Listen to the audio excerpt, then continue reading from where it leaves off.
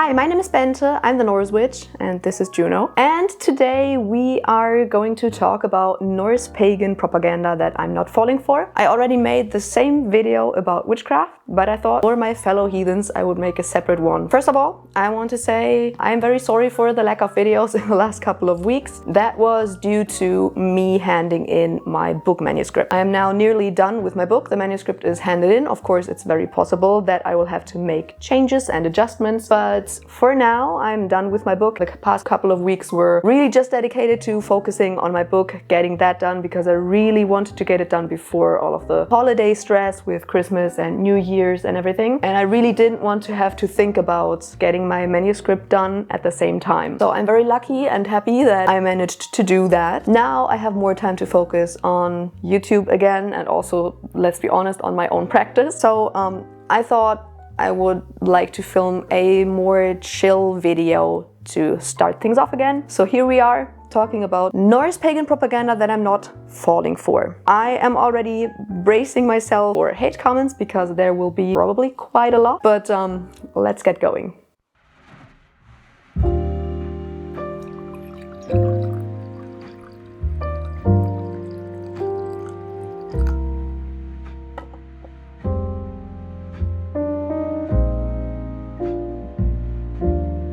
Starting off strong with the most important point that I really want to emphasize, and that is that Norse paganism is not a closed practice. It's nothing that we have to heavily gatekeep. It's not something that is only open for white people. It's nothing that is only open for Scandinavians or Europeans or whatever percentage of Scandinavian heritage you have to have, or whatever the fuck. There are a lot of different benchmarks that are made up that you have to hit to be able to be a heathen. I see a lot of bullshit takes online, and as someone who very openly speaks up against that kind of bullshit, I'm getting a lot of comments and hate comments about it, telling me that I'm a disgrace for my ancestors. A lot of people, which is pretty funny, probably because my content is English, a lot of people just assume that I'm American and therefore I'm not allowed to speak on any matter Norse pagan. I don't even want to make this too long. I just want to very quickly say that is all bullshit. It doesn't matter where you come from, it doesn't matter what ethnicity you have, it doesn't matter what sexuality you have, what gender you identify with, it doesn't matter what you have between your legs. Everything like that doesn't matter. As long as you are a respectful practitioner, as long as you respect the gods and the spirits, as long as you respect the religion, as long as you actually make an effort to learn about it, as long as you do all of that, and of course you aren't a bigot and racist, you are very welcome in Norse paganism. So it is an open religion for multiple reasons. It would not make sense to gatekeep Norse paganism. One, it's a reconstructed religion, so that already is a good reason for it to be open. Two, none of the primary sources say that you have to be this or that to be able to be a heathen. There is literally no primary sources that say that. So who are we nowadays to try to keep people out of this beautiful religion? It's just complete and utter bullshit. Okay, now that we have that out of the way, we can continue with a little bit more lighthearted takes. Number two, you have to practice reconstructionism. If you're not aware of what that is, reconstructed religions like Norse paganism or Hellenism or other kinds of religions that were kind of lost but that are being picked up and practiced again nowadays, those are reconstructed religions. So a lot of the neo-pagan religions are reconstructed religions. With those kinds of religions, I usually see two different approaches. Either someone tries to get as closely as possible to the original practice, and there are people who are more free-flowing, who have a more intuitive approach to things, who are less eager to do heavy research. And I want to emphasize that both of these are fine. There are a lot of elitists, though, within Norse paganism who kind of, I don't know if they feel like they are better or whether their practice is more valid because they do a lot of heavy research, but there are people who are pretty elitist about it, who think that you have to practice in this reconstructionist way, which is not true. Norse paganism, also in pre-Christian Scandinavia, was never a monolith. People practiced in various different ways, and this is totally acknowledged by scholars nowadays. People are different, and therefore their religious practice is different, and that's beautiful, and that's nothing to be ashamed of. It's always just weird to try to make your own religious practice seem better than someone else's. I just think that's so cringe. We should let that stay in 2025. And in 2026, we should try to be a little bit more inclusive of other people's approaches. Okay. As long as, and I think that's important to emphasize, as long as you do your basic research. I don't think you have to do a whole lot of research, but what I do think is important is that you know at least a little bit of the history of the Nordic countries, that you have just a basic understanding of the culture and the history. I think that is important, but you don't have to base your entire practice solely on this research. I forgot one very, very important point about this. Practicing 100% reconstructionism is not possible because we do not know everything there is to know about the original pre-Christian practice, period. Next up, if you are heathen, you cannot celebrate other religions' holidays that you, for example, grew up with. I see a lot of shaming online. For example, when people say that they still celebrate Christmas, for example, or Easter, or whatever all the other holiday that they maybe grew up with and that they still celebrate with their family because, for example, their family is still Christian. I do that as well, even though I didn't really grow up very Christian. We still celebrated things like Christmas and Easter because it was just a cultural thing to do. In Germany, at least in northern Germany, it's more of a cultural holiday than a religious holiday, I would say. Therefore, I still celebrate Christmas. Easter, not so much because I was never very excited about Easter. It was never really a big thing, and I just enjoy Christmas more. But I very heavily lean into Christmas stuff, and I don't think that that's a problem, especially because I don't practice it in a religious way. Like when I have an Advent wreath, I don't actually do it because of whatever Christian background it has. I do it because I grew up with it culturally. So for me personally, if I do anything Christian revolving around Christmas, I do it because I grew up with it. It makes me feel nostalgic and because I like it, and I can do it for community reasons.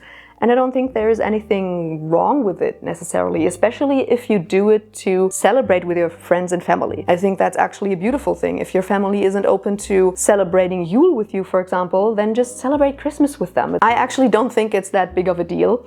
Just because we have converted to heathenry doesn't mean we have to like shame Christians or shame Christianity, or that we cannot get in touch with anything Christian. It's not like we are entering a church and going up in flames. Like, it's not that big of a deal. I celebrate Christmas. I like Christmas. Christmas makes me feel warm and fuzzy inside. It makes me feel like a child again, and I like that, so I'm doing it.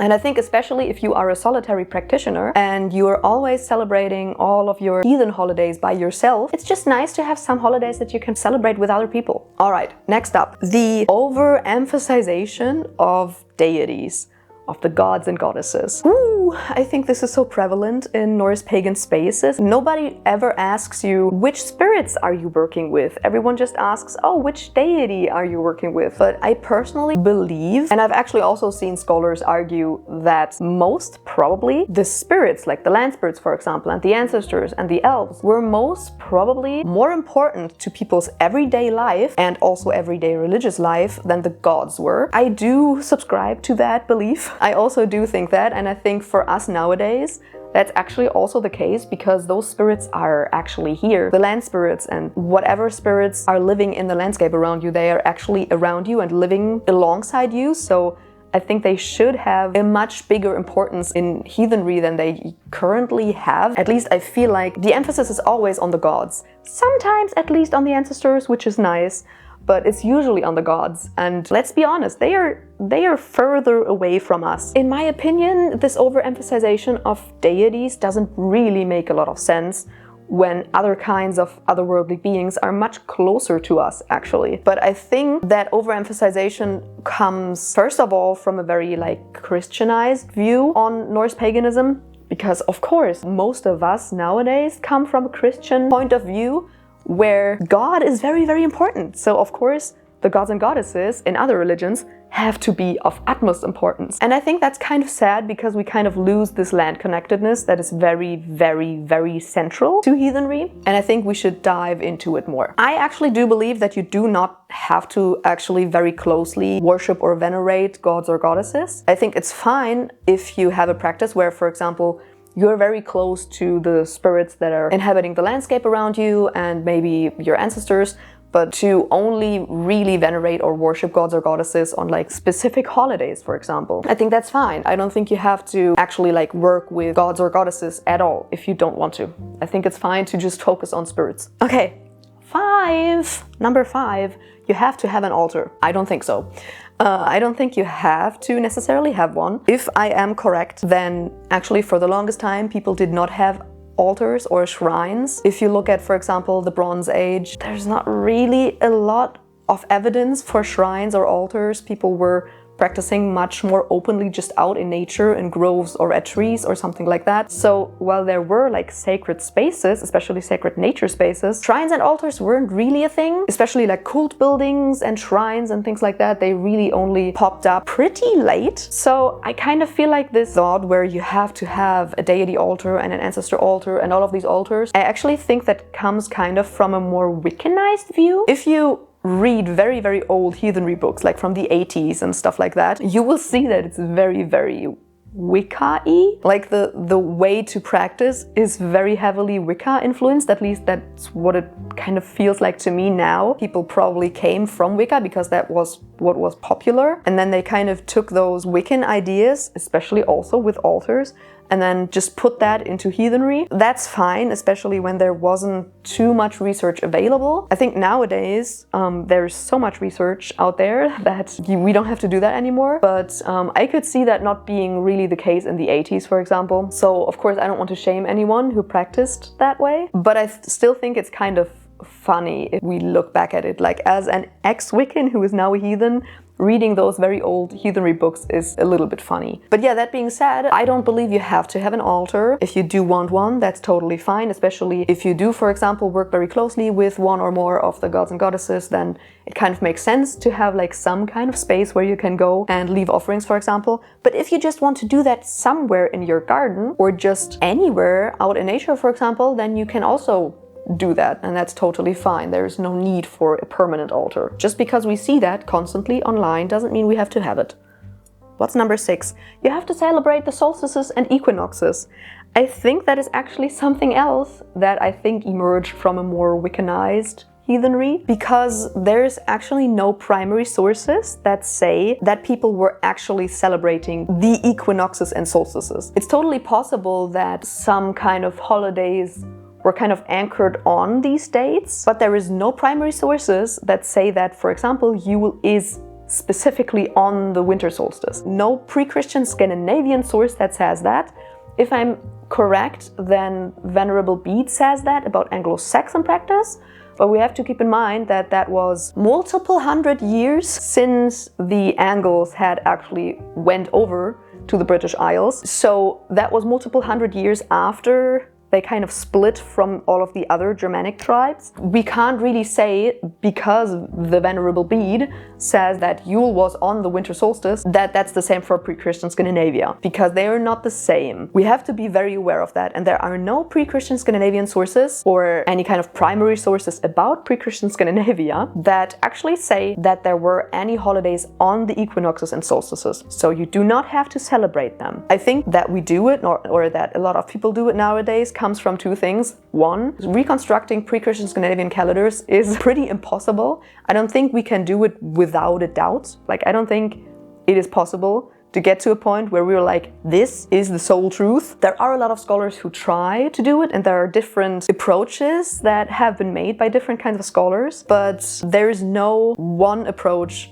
that is the one correct one, because there's just no source that tells us how the calendar actually worked. And there is no way to know, for example, exactly when the winter nights were, or when exactly midwinter was. It is all very complicated, and therefore simply sticking to the equinoxes and solstices is simply more easy. And because a lot of other cultures do celebrate exactly on the solstices, then why not just do it? It was probably one for simplicity reasons, but also I could see Wicca bleeding into heathenry here once again. I could see it. I don't know. But that being said, you don't have to do that if you don't want to, and if that doesn't make sense in your climate, for example. I kind of feel like it is way more important to come up with holidays for your practice that really work with the land that you live in. You kind of have to adjust it. I think that makes much more sense than simply and blindly sticking to the equinoxes and solstices, for example. Next up, mythic literalism. So if you don't know what that is, I think it's pretty self-explanatory, but mythic literalism is an approach where you read myths, like for example, for us, it would be the Eddas, and you take it literally. There are some Christians who do that. I always find that kind of cringe, but there are people who do that, and if you would do that, then you would, for example, think that Ragnarök will be coming at some point and that it will actually happen the way that it was described. I think we cannot do that for multiple reasons. First of all, the sources that we do have, the mythological sources, for example, Snorri's Edda, very unreliable because they were very, very Christianized. A lot of our sources were written down by Christians multiple hundred years after the conversion to Christianity. So very, very unreliable sources, first of all. Also, you can really see, if you read different kinds of sources, you can really see how they actually contradict each other. So it becomes very, very clear that pre-Christian Scandinavian religion was not a monolith. Therefore, the myths were also not monolithic. There wasn't anything like a Norse Pagan Bible that just didn't exist ever. It was all orally transferred lore. And therefore, of course, people were telling different kinds of stories. So of course, they would contradict each other at some points. So how do you want to take it literally when it literally contradicts each other? Doesn't really make sense. Also, in general, I think it's not very healthy. Let's just see it like that. In my opinion, you should always see mythology as stories, metaphors that we can learn from, that we can take inspiration from, but that we can also learn negative examples from and things from that we should not do. It should more so be helpful and inspirational than be taken seriously and literally. I definitely prefer to believe in evolution than to believe that the world was created from the body of an ancient primordial giant and that the clouds are his brains, for example. If we actually take mythology literally, then we're actually contradicting facts that we nowadays know are facts. I prefer a little bit of a more rational approach, even though I do believe in spirits and deities. Okay, next up, 8. That kind of goes along with the Reconstructionist stuff, and that is UPG is valid. If you are, for example, working very closely with a deity and you're making your own experiences with them and you come out of it with a very specific view on that deity that maybe is not necessarily exactly the way that, for example, the Eddas are portraying the deity, I think that is fine. If it goes completely against everything that you have ever read about them, then maybe I would be a little bit conscious and a little bit suspicious about it, because even though it is very rare, there are deities who can kind of pretend like they're a deity. I do think that that is pretty rare. I don't think that happens as often as people will make you believe. But with that being said, UPG is totally fine. With some deities, for example, and also with land spirits and with our ancestors, we have to work with our UPG. There is no way to have a Reconstructionist approach with our ancestors, because everybody's ancestors are different. The way I am working with my land spirits, with the land I'm living on, will be different to someone who lives in northern Norway in the mountains, or someone who lives in the US in Texas. You know, the land spirits are different, and therefore how you work with them, how you venerate them will be different. Therefore, you are reliant on your UPG. We cannot completely discard UPG. There are some people who like to do that. Funny thing is, they actually usually do that with other people's UPG and not with their own UPG.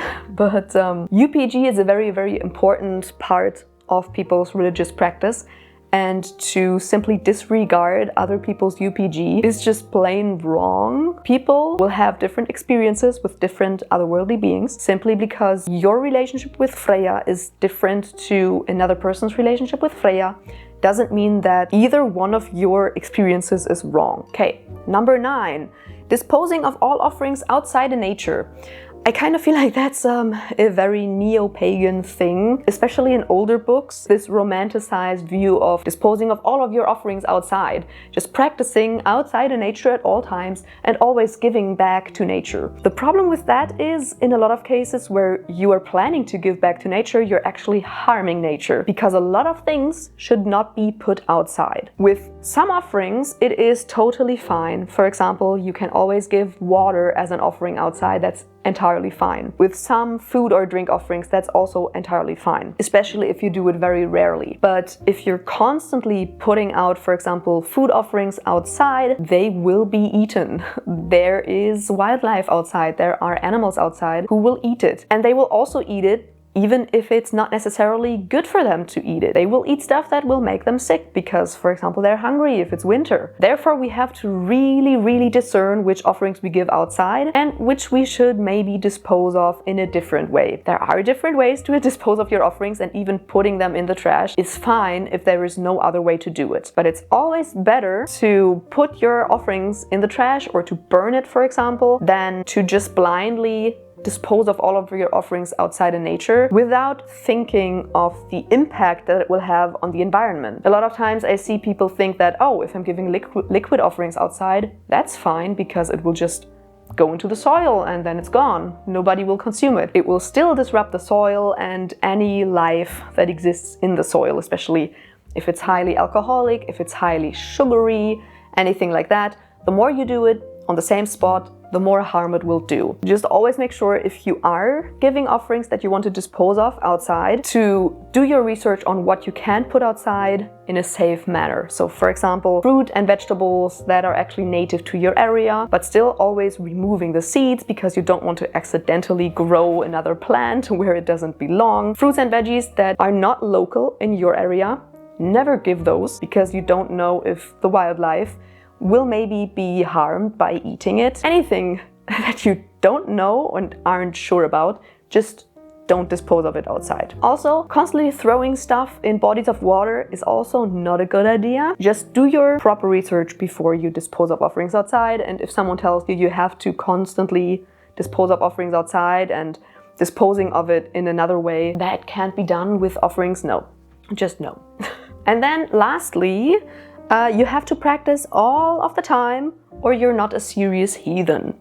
Again, I think that's kind of a very elitist take that I sometimes see. It's getting less and less, which I'm happy about, but it's still out there, this thing where you have to constantly be giving offerings, constantly be performing rituals, you have to constantly be communicating, otherwise you're not serious, otherwise you're just a lackluster heathen or whatever. That's not the case. We should try to stay a little bit accessible in heathenry. Like, if you yourself have the time and energy to constantly performing rituals, to constantly be communicating, to constantly be doing stuff, then that is cool. Like, that's really cool. If you have the time and energy to do that and you choose to do that, that's amazing. I'm very happy for you. But that doesn't mean that if someone else in a completely different life situation and with entirely different circumstances in life cannot do that, that doesn't mean that that person is not doing enough, that that person is not putting in enough effort. That's not the case. We should always be aware that there are different people with different lives and different circumstances. If you are a single person, no children, pretty wealthy, with a lot of free time because you are wealthy and don't have to work 2 jobs, for example, then of course you will have a lot of energy and time on your hands to practice. But whereas if you are a single mom who's taking care of children, who maybe has to work 2 jobs to just stay afloat financially, or if you are a person with mental health issues that keep you from practicing, if you are a person with any kinds of disabilities, with whatever, chronic fatigue syndrome, there are so many circumstances that lead to people not having a lot of energy and not a lot of time. And it is entirely fine in those cases, and also in any other case, to not constantly be practicing. You have to, first of all, take care of yourself physically before you can take the time to take care of your religious practice. If you start neglecting your physical life for your religious practice, that becomes an issue. But even if you are a person who has a lot of time and a lot of energy, you also don't have to constantly be practicing. Don't you think that pre-Christian Scandinavians were first and foremost taking care of surviving the winter, and then after that they would be like doing religious stuff? I mean, for them, a lot of their religion was about survival. A lot of it was about ensuring that they would survive the winter, that they would, I don't know, that their farming would go well, that their crops will grow well, that their cattle will stay healthy. For them, it was a lot about survival. Nowadays, we're not that concerned with survival anymore. While there are, of course, people who still use their religion to survive. Someone who may be struggling financially might ask a deity to help out with the financial situation. That is entirely valid. But a lot of us, especially in the West, with a very privileged financial situation, with very privileged circumstances, who are we to sit here and then judge people who are struggling for not communicating with the deity enough? Who are we to judge other people? Long story short, you don't have to be constantly practicing. People in pre-Christian Scandinavia most probably were not doing that. We also don't have to do that. And in general, judging people's spiritual practice is cringe, and we should leave that behind in 2025. But yeah, those were 10 things, 10 views, 10 propaganda points in Norse paganism that I see, at least online, that I don't subscribe to. Luckily, I don't see them in person. I'm very happy about that. In person, people are usually way more accepting and way more open and way more nice than online. But yeah, with that being said, tell me about things that you don't agree with in Norse paganism in the comments, and also maybe tell me if you agree with my points or if you disagree. Let's have a discussion. I'm very open to that. I really hope you enjoyed this video. There will for sure be more Norse pagan content in the near future. I'm very excited about that. And if you did like this video, make sure to subscribe and give a thumbs up and ring the bell down below so that you're notified whenever I upload a new video. A pretty new feature is also that you can hype videos. So if you liked this video, then hype it.